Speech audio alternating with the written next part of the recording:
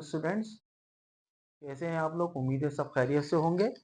तो स्टूडेंट्स, आज हम जो अपना चैप्टर स्टार्ट करने जा रहे हैं वो चैप्टर नंबर 4 है और उसके क्या है हमारे पास एमसीक्यूज। तो चैप्टर नंबर जो 4 है हमारे पास वो स्टेट ऑफ मैटर के हवाले से हमारे पास तो 3 सेक्शन के अंदर क्या करा हुआ है, इसको डिवाइड किया हुआ है। तो पहला जो सेक्शन है हमारे पास वो स्टेट ऑफ मैटर में गैसेस पर है, दूसरा हमारे पास लिक्विड्स के ऊपर है, और जो थर्ड सेक्शन है के लिए हमारे पास जो थर्ड पार्ट है इसका स्टेट ऑफ मैटर का वो सॉलिड के ऊपर है। तो इब्तिदा करते हैं एमसीक्यूज से इंशाल्लाह कि क्या हमारे पास एमसीक्यूज दिए गए हैं। तो इस चैप्टर के अंदर बहुत सारी थ्योरीज भी हमारे पास, लॉज है हमारे पास, उनके बहुत सारे हमारे पास क्या है न्यूमेरिकल्स भी हैं। तो ये एमसीक्यूज हमारे पास थ्योरी के ऊपर और न्यूमेरिकल्स टाइप के ऊपर, लॉजिकल टाइप के ऊपर कह लें, कॉन्सेप्चुअल बेस के ऊपर कह लें, बहुत सारे क्या होंगे हमारे पास यहाँ पे एमसीक्यूज होंगे। तो इब्तिदा करते हैं अल्लाह का नाम लेके। तो पहला जो एमसीक्यू है स्टूडेंट वो क्या है? According to Graham's law, Graham's law के मुताबिक, जो ग्राम्स ऑफ डिफ्यूजन है उसके मुताबिक the ratio of diffusion of H2 and O2 are respectively, कि हाइड्रोजन और ऑक्सीजन गैस के जो डिफ्यूज करने की जो रेशियो होगी वो तरतीब के हिसाब से क्या होगी, यानी पहले हाइड्रोजन का नाम लिया तो पहले हाइड्रोजन की रेशियो बतानी है हमने, और बाद में ऑक्सीजन का नाम लिया तो ऑक्सीजन की रेशियो। तो यानी हाइड्रोजन और ऑक्सीजन के दरमियान डिफ्यूज करने की जो रेशियो है वो क्या होगी हमारे पास। तो देखिए ऑप्शन क्या क्या दिए हुए हमारे पास। पहला जो ऑप्शन है 1:2, दूसरा जो ऑप्शन है हमारे पास 2:1, तीसरा ऑप्शन है हमारे पास 1:4, और जो चौथा ऑप्शन है हमारे पास 4:1। अब स्टूडेंट देखें, हमारे पास 4 ऑप्शन दिए हुए हैं। अब जो पहली पहली रेशो दी है वो किसकी है? हाइड्रोजन की है। और जो दूसरी वाली जो रेशो दी है इसमें किसकी है? वो ऑक्सीजन की है। और हमें पता है कि हाइड्रोजन का जो फार्मूला मास है या मोलर मास है वो 2 होता है, और ऑक्सीजन का जो मोलर मास है वो 32 है।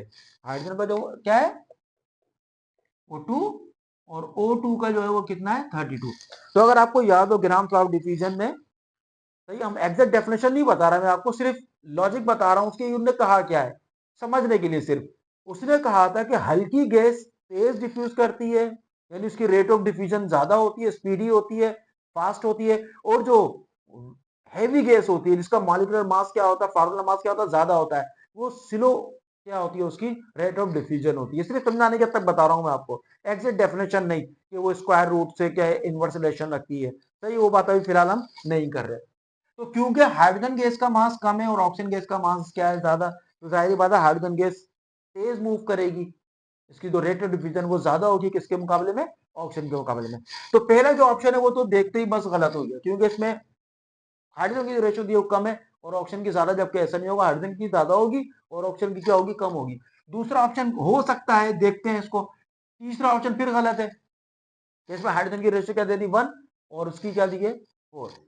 अब आप चौथे में देखें तो क्या है हमारे पास 4:1, ये भी आंसर हमारे पास सही हो सकता है। तो इसके लिए यहाँ पर सिंपल क्या करना है, आपने ऊपर लिखा हाइड्रोजन का मास और नीचे लिखा किसका? ऑक्सीजन का मास। सही है, और इनका मास लिख के 2, और नीचे क्या आ गया हमारे पास 32। सही है, डिवाइड करेंगे तो हमारे पास क्या आएगा 2 1 2 और 2 16। सही, कट गए। अब इनका रूट निकालेंगे तो क्या आएगा 1/4। क्या आ गया हमारे पास 1/4। तो इसकी जो रेशो बन रही है हमारे पास क्या बन रही है? 1 और 4 की बन रही है। किसकी बन रही है? 1 और 4 की। जाहिर बात है ये 1 रेशो किसकी होगी? ऑक्सीजन की होगी, और ये 4 रेशो किसकी होगी हमारे पास? हाइड्रोजन की होगी। तो हमारा कौन सा आंसर सही है हमारे पास? नंबर 4 आंसर हमारे पास जो ऑप्शन है वो क्या हमारे पास सही है। तो सिंपल हम मासेस का रेशो लगा के क्या कर सकते हैं? रेट ऑफ डिफ्यूजन की वैल्यू को मालूम कर सकते हैं। अब ऐसा भी होता है कोई ऑक्सीजन को ऊपर रख लेता, हाइड्रोजन को नीचे रख लेता, कोई फर्क नहीं पड़ता। ये 4 ऊपर आ रहा होता, 1 का आ रहा होता, नीचे आ रहा होता, बस ज्यादा किसकी है आपने बस ये अंडरस्टूड कर लेना है कि जिसका मास कम है रेट ऑफ डिफ्यूजन उसकी ज्यादा है, हरकत करने की जो शरह है उसकी रेट है वो क्या है? ज्यादा है, और जो भारी गैस है उसकी क्या है? वो कम है। ये तो अंडरस्टूड बात है। अब क्योंकि एमसीक्यू में हमने कोई लॉजिक तो वहां पेश करनी नहीं है, जवाब देना है हमने बस, तो हम सिंपल इस तरीके से क्या कर सकते हैं, रफी वो कर सकते हैं, आंसर हम कैलकुलेट कर सकते हैं। तो स्टूडेंट बात समझ में आ गई होगी, ये जो 4 ऑप्शन है वो सही है। क्या हाइड्रोजन 4 रेशो रखती है और ऑक्सीजन क्या है 1 रेशो। इसको मैं समझाने के लिए एक आसान सी बात कहूं, ये भी मैं सिर्फ समझाने के लिए बात कर रहा हूं कि अगर हाइड्रोजन गैस 1 मीटर का फासला तय कर रही है तो ऑक्सीजन गैस जो है उसके 0.25 मीटर का फासला, यानी 4 गुना कम फासला तय कर रही है। दूसरे अल्फाज में हाइड्रोजन 4 मीटर का फासला तय कर रही है तो ऑक्सीजन सिर्फ 1 मीटर का फासला क्या कर रही है, तय कर रही है। या हाइड्रोजन 4 कदम उठा रही है तो ऑक्सीजन क्या कर रही है, इतनी देर में 1 कदम उठा रही है। बस समझाने के लिए मैंने ये बात की आपसे। तो हमारा जो करेक्ट आंसर है वो क्या है, 4:1 का है।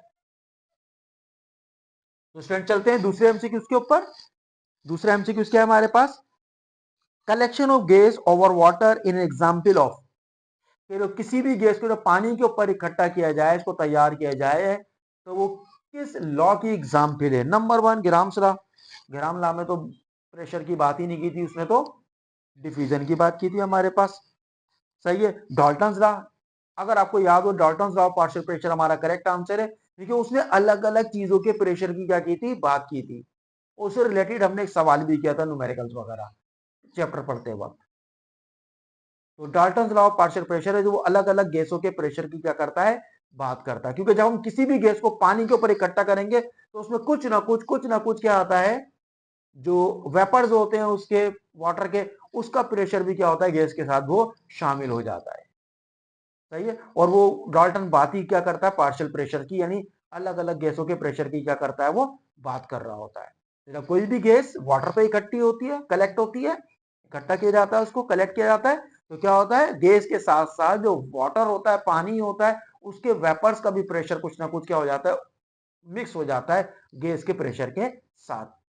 सही है। तो क्योंकि मिक्स होगा प्रेशर, दोनों चीजों का मिक्स हो गया, तो उसने डाल्टन ने बात की थी पार्शियल प्रेशर की। तो ये हमारा आंसर नंबर बी ऑप्शन जो है सही है।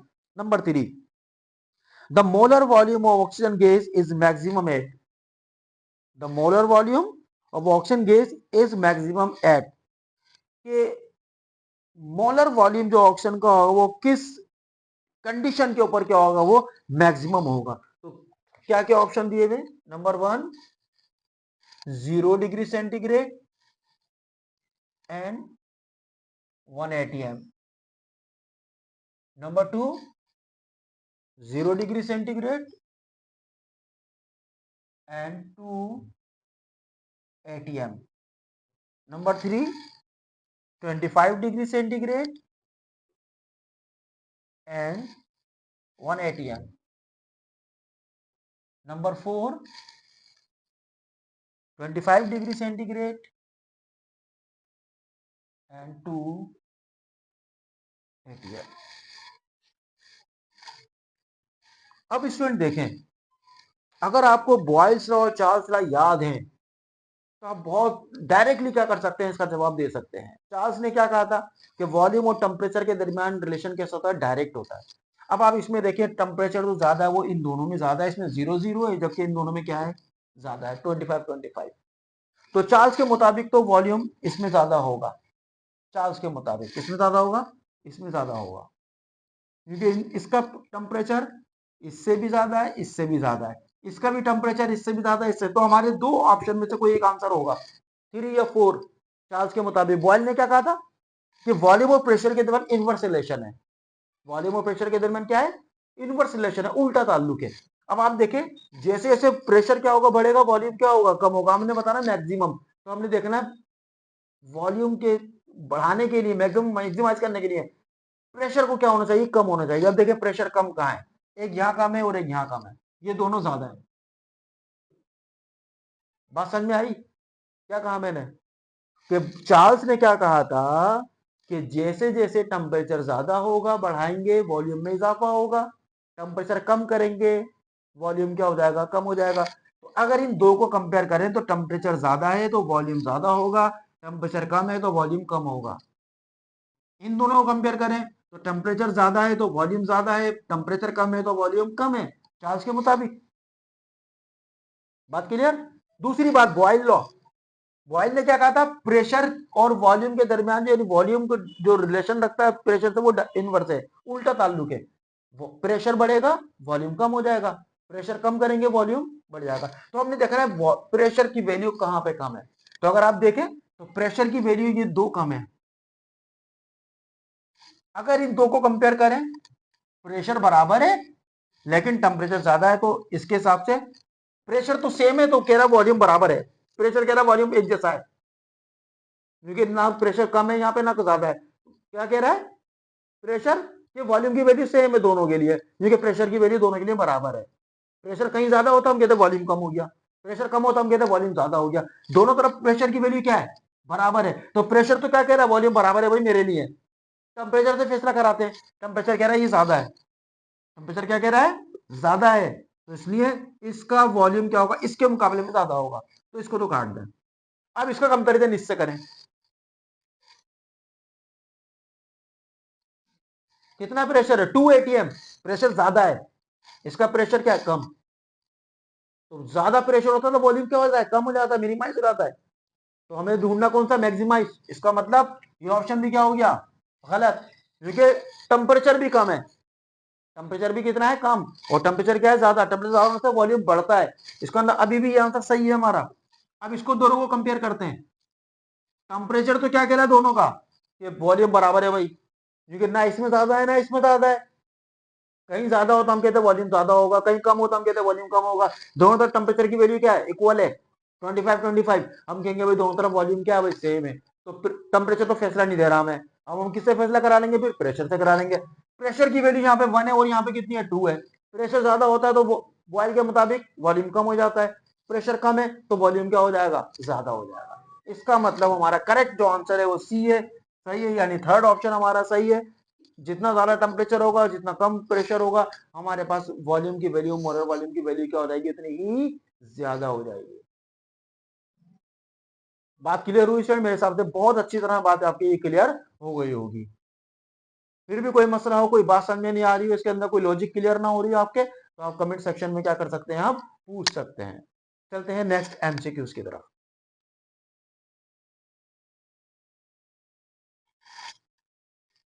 तो नेक्स्ट एमसीक्यूज है हमारे पास, the diffusion rate of C2, C3H8 and CO2 are same because कि C3H8 एंड CO2, कह रहा है इन दोनों की जो रेट ऑफ डिफ्यूजन है वो सेम है। दोनों की जो नफूस करने की जो शरह है, जो रेट है, वो दोनों का क्या है, वो इक्वल है, सेम है। क्यों सेम है, ग्राम ने क्या कहा था, अभी मैंने आपको समझाया तो सिखा था समझाने के हद तक, कि गैस जो हल्की होती है मोलर मास के हिसाब से वो तेज, उसकी रेट ऑफ डिफ्यूजन ज्यादा, जो भारी होती है हैवी होती है उसकी रेट ऑफ डिफ्यूजन कम। तो बराबर होने का मतलब क्या है, इन दोनों का मोलर मास क्या होगा, सेम होगा, चेक कर लें। इसमें कार्बन 3 है, कार्बन का मोलर मास जो एटॉमिक मास होता है वो कितना होता है 12 होता है 12, और यहाँ 3 है तो कितना होगा 36, और हाइड्रोजन का 1 होता है यहाँ पे 8 है तो कितना होगा 36, और रेट कितना होगा 44। और कार्बन डाइऑक्साइड को देखें, कार्बन 1 है 12, और ऑक्सीजन के 2 है तो 32, 16 16 32, और 12 कितना होगा 44। हो गया क्लियर बात, कि both gases have same molecular mass, ये दोनों का जो मॉलिक्यूलर मास है वो क्या है, क्योंकि सेम है, तो इसलिए इन दोनों की रेट ऑफ डिवीजन इसी वजह से क्या होती है, वो बराबर होती है। दूसरा ऑप्शन क्या हो सकता है, डेंसिटीज वाला, कि अगर दो गैसों की डेंसिटीज क्या हो, इक्वल हो, क्योंकि जो ग्राम ने असल जो लॉ पेश किया था, तारीख जो दी थी, वो डेंसिटी से इनवर्स रिलेशन लगाया था, और क्योंकि मास और डेंसिटी में डायरेक्ट रिलेशन होता है, तो इसलिए हम डेंसिटी की जगह पे मोलर मास से भी क्या करते हैं, सवाल को वो हल कर लेते हैं। तो अगर मोलर मॉलिक्यूलर मास का आंसर नहीं होगा तो किसका आंसर होगा, डेंसिटीज का आंसर होगा, कि दोनों की डेंसिटीज क्या होंगी, इक्वल होंगी, तो हम कहेंगे दोनों का रेट ऑफ डिवीजन क्या होता है, सेम हो सकता है। बस दो ही कंडीशन है और तीसरी कोई कंडीशन नहीं, डेंसिटी सेम हो दोनों केसेस की, या उनके मॉलिक्यूलर मासेस क्या हो, सेम हो। अब हम देखते हैं हमारे पास जो ऑप्शन दिया हुआ कौन सा सही हो सकता है, डेंसिटीज वाला दिया हुआ है या मॉलिक्यूलर मास, को एक दिया हुआ होगा। तो स्टूडेंट देखें, पहला जो ऑप्शन है हमारे पास वो क्या है, both are polyatomic gases. अब क्या मतलब है इसका, क्या नहीं, हमें इससे ताल्लुक नहीं, ना इसमें डेंसिटीज का जिक्र है ना इसमें मोलर मास का जिक्र है, छोड़ दे। Number B, both are denser than air, दोनों क्या है, हवा से भारी होती है। अब हवा से भारी होने का मतलब इन्हें दोनों की डेंसिटीज बराबर है, तो इसका मतलब ये आंसर भी क्या हो गया हमारा, कैंसिल हो गया, खराब हो गया, गलत हो गया। Both have same molar mass, आ गई बात समझ, कि both have same molar mass, इन दोनों का जो मोलर मास है वो क्या है, वो सेम है। और हमने निकाल के देख लिया वो कितना आ रहा है, 44 आ रहा है। तो स्टूडेंट हमारा ऑप्शन नंबर सी है यानी थर्ड है, वो क्या हमारा बिल्कुल सही आंसर है। चलते हैं स्टूडेंट नंबर 5 की तरफ। The volume of gas would be theoretically zero at, अगर आपको याद हो, जहां चार्ल्स लॉ पढ़ा था हमने, जब हमने एब्सोल्यूट टेम्परेचर की बात की थी कि वो टेम्परेचर जिस पर पहुंचकर वो एब्सोल्यूट टेम्परेचर, फर्जी एक टेम्परेचर है कि वो टेम्परेचर जिस पर पहुंचकर किसी भी गैस का टेम्परेचर वॉल्यूम क्या हो जाए, जीरो हो जाए, वो टेम्परेचर जिस पर पहुंचकर किसी भी गैस का वॉल्यूम क्या हो जाए, जीरो हो जाए, उसको क्या कहा था हमने, एब्सोल्यूट टेम्परेचर कहा था। और उसकी वैल्यू क्या थी अगर आपको याद हो, एक तो -273 सेंटीग्रेड में है या 0 केल्विन, कोई भी एक ऑप्शन हो सकता है आंसर में। सेंटीग्रेड में होगा तो -273, कितना, -273 सेंटीग्रेड में, अगर, और अगर केल्विन में आंसर दिया हुआ है हमें तो वो 0 डिग्री केल्विन होगा। तो आंसर स्टूडेंट चेक करते हैं क्या होगा हमारे पास। नंबर 1 0 डिग्री सेंटीग्रेड नहीं, नंबर 2 0 केल्विन, ये आंसर हमारा सही है। 0 केल्विन क्या कहलाता है, एब्सोल्यूट टेम्परेचर कहलाता है। अगर केल्विन वाला आंसर नहीं होगा तो कौन सा हो सकता है स्टूडेंट, -273 सेंटीग्रेड, याद रखिएगा।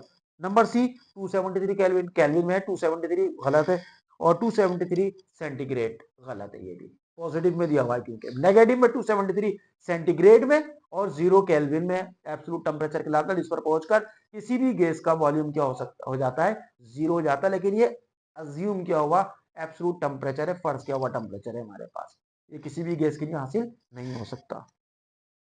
क्लियर होगा स्टूडेंट बात, ऑप्शन नंबर बी हमारा करेक्ट है। Number 6, real gas reaches the ideal behaviour eight, कि जो रियल गैस होती है हमारे पास वो आइडियल गैस पर के बिहेवियर पर कब किस कंडीशंस के ऊपर पहुंचती है। आइडियल गैस किसे कहते हैं, जो हर कंडीशन के ऊपर क्या करती है, सारे गैसेस लॉ को क्या करती है, ओबे करती है, और रियल गैस क्या करती है, डेविएट करती है, इनराफ करती है, सही है। लेकिन एक कंडीशन तो बताई थी कि उसका कुछ कुछ बिहेवियर किसकी तरह होता है, आइडियल गैस की तरह होता है। वो कौन सी कंडीशन थी अगर स्टूडेंट याद हो तो, हमारे पास हाई टेम्परेचर था और लो प्रेशर था। हाई टेम्परेचर और लो प्रेशर पे क्या होती है, कोई गैस, रियल गैस जो होती है, आम गैस जो होती है हमारे पास, वो एक आइडियल गैस की तरह क्या करती है, किसी हद तक वो बिहेव करती है। तो देखते हैं कौन सा ऑप्शन है हमारे पास, low temperature and low pressure नहीं, number B high temperature and high pressure नहीं, हाई टेम्परेचर तो है लेकिन हाई प्रेशर नहीं है, गलत। नंबर सी लो टेम्परेचर, ये तो है ही गलत, सही है। Number D high temperature and low pressure, ये ऑप्शन सही है हमारे पास कि हाई टेम्परेचर और लो प्रेशर। इस टेम्परेचर पर क्या होता है, किसी भी रियल गैस का जो बिहेवियर होता है वो करीब करीब हो जाता है किसके, आइडियल गैस के ऊपर आना शुरू हो जाता है। तो कौन सा ऑप्शन सही है स्टूडेंट हमारे पास, ऑप्शन नंबर डी हमारा करेक्ट आंसर है। Number 7, which of the following statement is incorrect. अब जो नीचे जो जुमले कुछ दिए हुए हैं, सही है, कुछ तारीफें आपको कह रहे हैं बताई गई हैं, उनमें से कौन सी तारीफ वो गलत दी गई है आपको, कौन सी बात गलत बताई गई है आपको, वो आपने क्या करना है, वो ढूंढनी है। About the gas molecule, gas के मालिक्यूलों के लिए, दे हैव लार्ज स्पेसिस, अगर आपको याद हो हमने केमिस्ट्री के अंदर मालिक्यूल थ्योरी में पढ़ा गैसेस की, कि गैस के दरमियान क्या होते हैं, खाली जगहें होती है, लार्ज स्पेसिस होते हैं उनके दरमियान। तो ये जवाब ये यानी ये स्टेटमेंट तो क्या बिल्कुल सही है, तो ये हमारा आंसर नहीं है। B they possess kinetic energy, अब हमने ये भी देखा था केएमटी के अंदर कि गैस के मॉलिक्यूल मुसलसल क्या करते रहते हैं, हरकत करते हैं, और हरकत जब करते हैं तो उसमें क्या होती है, कुछ ना कुछ काइनेटिक एनर्जी होती है, क्योंकि हरकत की वजह से ड्यू टू मोशन जो एनर्जी होती है किसी बॉडी के अंदर वो क्या होती है, काइनेटिक एनर्जी होती है। तो इसका मतलब गैस के मॉलिक्यूल में काइनेटिक एनर्जी पाई जाती है। नंबर सी देयर कलूजन इलास्टिक, उनका जो तसादुम है, टकराव है, वो क्या होता है, इलास्टिक होता है, लचकदार होता है। इसका क्या मतलब होता है कि ये अपनी तवानाई को वेस्ट नहीं करते, और ये भी हमने देखा था केएमटी के अंदर कि गैस के मॉलिक्यूलों का जो तसादुम होता है, कलूजन होता है, वो कैसा होता है, टोटली इलास्टिक होता है, कि उसमें टकराने से पहले टकराने के बाद एनर्जी क्या आती है, मूवमेंट क्या रहता है उनका, सेम रहता है। तो ये भी गलत है हमारे हिसाब से, सही है लेकिन हमारे लिए क्या है, वो गलत आंसर है। नंबर जाहिर बात अब डी रह गया, वही सही होगा, देखते हैं। Their inner mass depend upon temperature, उनका मोलर जो मास है, उनका जो मोलर मास है वो डिपेंड करता है किसके ऊपर, टेम्परेचर। तो किसी भी चीज का मास, चाहे वो गैसेस की बात करें हम, सही है, इंसान की बात करें, जानदारों की बात करें, बेजानों की बात, टेम्परेचर पे डिपेंड नहीं करता। मास तो क्या है, क्वांटिटी ऑफ मैटर की बात करता है, वो टेम्परेचर की बात नहीं करता, क्योंकि मैटर टेम्परेचर से कोई रिलेशन नहीं रखता। तो बहरहाल ये ऑप्शन क्या दिया हुआ है, डी ऑप्शन क्या दिया हुआ है, वैसे तो गलत दिया हुआ, लेकिन हमारे लिए क्या है, वो सही है। बात क्लियर हो गई स्टूडेंट? गुड। चलते हैं next number 8। If the kelvin temperature of ideal gas is increase, सही है, टू डबल, कि अगर किसी भी गैस का जो केल्विन टेम्परेचर है वो क्या कर दे रहा है, डबल कर दिया जाए। यानी मिसाल के तौर पे 2 है तो 4 कर दिया जाए, 10 है तो 20 कर दिया जाए, 20 है तो 40 कर दिया जाए, 50 है तो 100 कर, डबल कर दिया जाए, बस जो भी हो, सही है। And pressure is reduce to one half, और प्रेशर कितना कर दे रहा है, हाफ कर दे रहा है। 100 से 50 कर दे रहा है, 50 से 25 कर दे रहा है, 25 से 12.5 कर दे रहा है, 10 से 5 कर दे रहा है, यानी जितना भी प्रेशर है उसको क्या कर दे रहा है, उसका हाफ कर दिया जाए, सही है। The volume of gas, gas का वॉल्यूम क्या होगा, विल रिमेन सेम, क्या उसमें कोई चेंज नहीं आएगी। विल बी डबल, क्या डबल हो जाएगा। Will be reduce to half, क्या वो हाफ हो जाएगा, यानी वॉल्यूम अगर 1 है तो आधा हो जाएगा, 2 है तो 1 हो जाएगा, 4 है तो 2 हो जाएगा। विल बी 4 टाइम, क्या वो 4 गुना हो जाएगा। अब इसको हम स्टूडेंट कैसे हल करें, तो सिंपल हम क्या कर सकते हैं, अगर आपको याद हो गैस की जो जनरल गैस इक्वेशन है हमारे पास, P1 V1 upon T1 is equal to P2 V2 upon T2। अगर इसके मुताबिक अगर हम हल करें तो हमें खुद पता चल जाएगा कि गैस का वॉल्यूम क्या हो जाएगा। देखिए प्रेशर फर्स्ट कर लेते हैं, पहले प्रेशर P है, सही है। पहले जो था प्रेशर हाफ करने से पहले क्या था, वो P था, सही है। या चले उसको कुछ सपोज कर लेते हैं, चले आपके लिए कुछ सपोज कर लेते हैं, 10 सपोज कर लेते हैं। तो P1 की वैल्यू वो कितनी सपोज कर लेते हैं, वो 10 सपोज कर लेते हैं। तो 10, वॉल्यूम क्या करते हैं, वॉल्यूम को V कह देते हैं, या V1 ही रहने देते हैं चले। और T1 टेम्परेचर फर्स्ट कर लेते हैं, कितना है वो फर्स्ट कर लेते हैं, ऐसे वो भी 10 है बस, सही है, सब आसानी के लिए, इक्वल टू। अब P2 क्या कह रहा है, वो हाफ कर दो, P2 कितना कर दो, हाफ कर दो। तो हमने पहला प्रेशर कितना 10, तो P2 कितना हो जाएगा 5, वॉल्यूम मालूम करना है। और T2 क्या कह रहा है, डबल कर दो, 20 कर दो। T2 कितना कर दो, डबल, वो ये कह रहा है डबल करते हैं टेम्परेचर को, और वॉल्यूम प्रेशर को क्या करते हैं, हाफ करेंगे, वॉल्यूम कितना हो जाएगा, क्या फर्क आएगा। तो अब देखें 10 से 10 क्या हो गया, इसलिए मैंने बराबर कर दिया ताकि आसानी हो जाए हमें कैलकुलेशन में। तो V1 इज इक्वल टू क्या हो गया, 5 1 जा 5,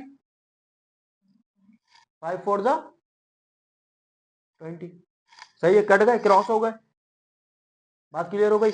अब यहाँ पे 4 क्या कर रहा है, तो देखें अब क्या बच गया, ऊपर V2 और नीचे क्या है 4। अब V2 मालूम करना, 4 क्या कर रहा है यहाँ पे, 4 क्या कर रहा है, डिवाइड, इधर आएगा तो क्या करेगा, मल्टीप्लाई। आपकी और आसानी के लिए हम वॉल्यूम फर्स्ट कर लेते हैं, 2 है, आपके आसानी के लिए वॉल्यूम क्या कर लेते हैं फर्स्ट, वो 2 है, तो यहाँ पे 2 आ रहा होगा वॉल्यूम की जगह। 4 यहाँ पे डिवाइड करा जाएगा तो क्या होगा, क्या होगा, मल्टीप्लाई होगा। तो 2 को किससे मल्टीप्लाई करेंगे, 4 से। तो इसका मतलब क्या हुआ, वॉल्यूम में क्या हो जाएगा, जो भी वैल्यू होगी 4 से मल्टीप्लाई होगी, यानी 4 गुना बढ़ जाएगी। यानी अब 2 का टेबल हमने कितना टाइम पढ़ना है, 4 टाइम, यानी 4 टाइम बढ़ जाएगी। कितने टाइम बढ़ जाएगी, 4 टाइम बढ़ जाएगी। तो स्टूडेंट ये कंडीशन लगा के आप क्या कर सकते हैं, जो भी सवाल में बता दे वो कि प्रेशर इतना कर रहा है, प्रेशर इतना कम कर रहा है या बढ़ा रहा है, टेम्परेचर इतना बढ़ा रहा है या टेम्परेचर इतना कम कर रहा है, तो आप आसानी से क्या कर सकते हैं, कैलकुलेट कर सकते हैं इसको हम। तो स्टूडेंट अब चलते हैं एमसीक्यूज नंबर 9 की तरफ। The molar volume of oxygen gas is 22.4 dm³ at, oxygen की गैस का जो मोलर वॉल्यूम होता है वो 20.4 किस कंडीशन पर होता है। तो अगर आपको याद हो फर्स्ट चैप्टर के अंदर भी हमने एसटीपी के ऊपर पढ़ा था कि किसी भी गैस के एक मोल का, मोलर वॉल्यूम का मतलब एक मोल के जो वॉल्यूम होता है वो कितना होता है, 22.4 होता है, सही है। और ये भी कह रहा है कि 20.4 किस कंडीशन पर होता है, नीचे कंडीशन दी हुई है। तो अब वही बात जो मैंने आपको याद दिलाई कि एसटीपी के ऊपर, किसके ऊपर, स्टैंडर्ड टेम्परेचर एंड प्रेशर, उसके ऊपर क्या होता है, किसी भी गैस के एक मोल का जो वॉल्यूम होता है वो 22.4 dm³ या लीटर होता है, क्योंकि dm³ और लीटर आपस में क्या होते हैं, यूनिट के हिसाब से इक्वल है एक दूसरे के। तो एसटीपी है क्या, स्टैंडर्ड जो टेम्परेचर प्रेशर, उसकी वैल्यू क्या है, तो टेम्परेचर की जो वैल्यू होती है वो 0 डिग्री सेंटीग्रेड होती है, और जो उसकी प्रेशर की जो वैल्यू होती है वो 1 atm होती है। 0 डिग्री सेंटीग्रेड और 1 atm या 273 केल्विन, क्योंकि 0 डिग्री सेंटीग्रेड बराबर किसके होता है, 273 केल्विन के बराबर होता है। अब आपको देखिए कौन सी कंडीशन हमें क्या करी हुई है, वो गिवन की है। 1 atm की जगह पे उसका 760 तोड़ दे दे तो बात एक ही है, ठीक है, 760 टोर बराबर किसके होते हैं 1 एटीएम के, या 1 एटीएम बराबर किसके होता है 760 टोर के। तो आपको क्या क्या कंडीशन हो सकती है जो हमारे एक सही आंसर होगा? एक तो 0 डिग्री सेंटीग्रेड का सही हो सकता है, या 273 केल्विन का सही हो सकता है, इन दोनों में से कोई एक। और उसमें क्या दिया हुआ होगा आपको, या तो 1 एटीएम दिया हुआ होगा साथ में, या 760 टोर दिया हुआ होगा। ज्यादा चांस ये है कि आपको 1 एटीएम करके दिया हुआ होगा आंसर में। तो आंसर चेक करते हैं स्टूडेंट, क्या क्या दिए हुए आपको ऑप्शन। तो पहला दिया हुआ 0 degree centigrade and 1 ATM, 0 degree centigrade and 1 ATM, इसका मतलब ये आंसर हमारा क्या है सही है, ये मैचिंग दी हुई है आपको। तो ऑप्शन नंबर जो 1 है हमारा क्या है वो बिल्कुल सही है। इसके अलावा देखिए फिर भी दूसरे तीसरे ऑप्शन देख लेते हैं हम। दूसरा कह रहा है 25 डिग्री सेंटीग्रेड, देखिए 25 डिग्री सेंटीग्रेड एसटीपी नहीं होता, तो हमने इसको छोड़ दिया। सी 0 केल्विन, केल्विन में होता तो कितना होता 273 केल्विन होता एसटीपी के ऊपर, ये भी गलत है।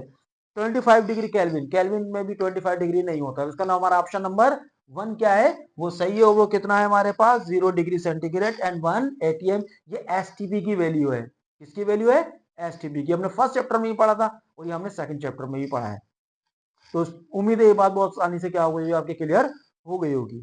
तो चलते हैं एमसीक्यूज, लास्ट जो एमसीक्यूज है 10 नंबर हमारे पास, कह रहे अंडर सिमिलर कंडीशंस, यानी कंडीशन दो क्या हो बिल्कुल सिमिलर हो, यानी जो प्रेशर एक के लिए हो दूसरे के लिए वही हो, जो टेम्परेचर एक के लिए हो दूसरे के लिए हो, जो वॉल्यूम एक के लिए हो वो दूसरे के लिए भी वॉल्यूम हो। कह रहा CH4 गैस डिफ्यूजेस, जो CH4 गैस है वो डिफ्यूज करती है, मूव करती है, हरकत करती है days time faster than SO2 gas, यानी SO2 गैस के मुकाबले में कितने टाइम फास्टर क्या करती है वो मूव करती है। देखो देखो स्टूडेंट, अभी हमने इससे पहले भी एक एमसीक्यूज करा था, याद है आपको?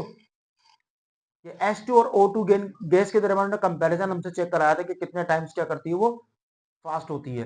तो देखिए हमने एक बात तो पहले भी कर ली थी कि CH4 और कंपैरिजन कर रहा है किसका SO2 का। तो CH4 तो फास्टर है, क्यों? इसका जो मॉलिक्यूलर मास बनेगा, फार्मूला मास बनेगा वो 16 बनेगा, जबकि सल्फर का जो बनेगा वो कितना बनेगा 64 बनेगा। कितना बनेगा 64, क्योंकि सल्फर का मास कितना होता है 32 और ऑक्सीजन का 16 16 16 32 32 32 64, और CH4 का कितना कार्बन के 12 हाइड्रोजन के 4 कितने हो गए 16। तो ये बात तो अंडरस्टूड, मैंने आपको पहले ही कहा था। सिर्फ मैंने, अगर आपको बात याद हो मैंने क्या कहा था, मैं डेफिनेशन की बात नहीं कर रहा ग्राम्स ला की, एग्जैक्ट वर्डिंग की बात नहीं कर रहा, सिर्फ समझाने की हद तक मैंने क्या कहा था कि जो गैस हल्की होती है वो तेज डिफ्यूज करती है, यानी उसकी डिफ्यूज करने की जो शरह होती है, रफ्तार होती है, स्पीड होती है वो क्या होती है फास्ट होती है। और जो गैस क्या करती है हैवी होती है, वो क्या करती है उस हल्की गैस के मुकाबले में स्लो स्लो क्या करती है डिफ्यूज करती है, यानी इसकी रेट ऑफ डिफ्यूजन, हरकत करने की रफ्तार, डिफ्यूज करने की जो रफ्तार है उसकी स्पीड है वो क्या होती है वो कम होती है, हैवीएस्ट होने की वजह से, हैवी होने की वजह से। तो सल्फर डाइऑक्साइड स्लो करेगी और CH4 तेज करेगी। अब वो कह रहा है कितने टाइम्स फास्ट करती है ये। तो अगर आपको याद हो हमने एक बात की थी कि यहाँ पे हम एक गैस का मास लेते हैं और एक दूसरी गैस का मास लेते हैं। फर्ज करें मैंने यहाँ पे लिख दिया ऊपर SO2 का और नीचे किसका लिख दिया CH4 का। तो अगर इनको कंपेयर करें, इनका मास रखे तो क्या होगा 64 16, इनको क्रॉस करेंगे तो क्या होगा 4 और अपॉन में क्या आ गया 1, 16 मतलब 16 16 4 64, तो 4 का रूट क्या होगा 2 और नीचे 1 का रूट क्या होगा 1। क्लियर है बात? जब हमने इसको क्रॉस किया तो कितना आया 16 1 16 और 16 4 64। तो ऊपर क्या आ गया 4 आ गया, नीचे क्या आ गया 1 आ गया, इसका रूट निकाला तो 1 का रूट क्या होता है 1 और 4 का रूट क्या होता है 2 होता है। तो हमारे पास रेशो क्या बनी 2:1, सही है। यानी जो CH4 गैस डिफ्यूज करेगी वो ट्वाइस डबल दुगना क्या करेगी फास्ट मूव करेगी। अगर इसका आंसर फर्स्ट कर लेते हैं ऐसे समझने के लिए 3:1 आ रहा होता तो इसका मतलब क्या होता कि CH4 3 टाइम्स क्या कर रही है फास्ट मूव कर रही है। इसका आंसर फर्स्ट कर लेते हैं एग्जाम्पल के तौर पे, इस तरह आ रहा होता, फर्स्ट कर लेते हैं 3:2:1, तो इसका मतलब 3:2 टाइम्स क्या कर रही है वो, यानी 1.5 टाइम्स ज्यादा क्या कर रही है वो मूव कर रही है। इसका आंसर 4 आ रहा होता, हम कहते 4 टाइम मूव कर रही है। बहरहाल इसमें जो आंसर आया हमारे पास वो क्या है 2:1, तो इसका मतलब CH4 ट्वाइस दुगना 2 टाइम्स क्या कर रही है फास्टर मूव कर रही है देन SO2। मैंने आपको याद हो पहले भी कहा था समझाने के लिए क्या कहा था कि इसका मतलब क्या हुआ कि अगर सल्फर डाइऑक्साइड 1 मीटर का फासला तय कर रही है, तो CH4 2 मीटर का फासला तय कर लेगी उतनी देर में। अगर ये 1 डीएम क्यूब का बर्तन खाली कर रही है, तो ये उतनी देर में 2 डीएम क्यूब का बर्तन क्या कर देगी, खाली कर देगी। इसकी स्पीड ज्यादा है, और कितनी ज्यादा है, ट्वाइस, डबल है। तो आप ऑप्शन चेक करते हैं कि ऑप्शन हमारे पास कौन सा सही है। तो पहला ऑप्शन दिया हुआ है 1.5 टाइम्स, नंबर 2 दिया हुआ है 2 टाइम्स, नंबर सी दिया हुआ है 4 टाइम्स, और नंबर डी दिया है 16 टाइम्स। तो जाहिर बात है हमारा आंसर कौन सा सही हुआ, 2 टाइम्स वाला आंसर क्या है हमारा, वो सही है, करेक्ट है।